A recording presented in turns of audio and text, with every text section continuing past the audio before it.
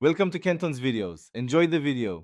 You start by measuring accurately because alignment depends on exact height and pattern repeat. Once you have the measurement, cut strips adding a 10 cm allowance.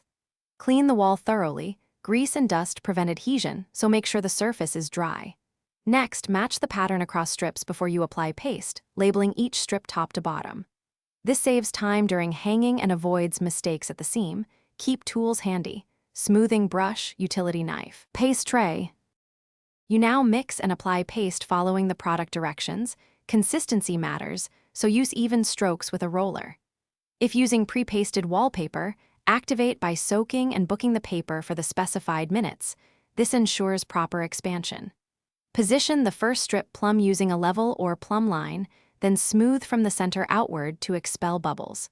Butt seams tightly without overlapping. Make small overlap trims at ceiling and baseboard to guarantee neat edges and consistent pattern flow. Finish by trimming excess wallpaper with a sharp blade held flush to the corner. Protect baseboards and ceilings with masking as you cut. Roll seams gently with a seam roller to ensure adhesion, and wipe paste smears immediately with a damp sponge.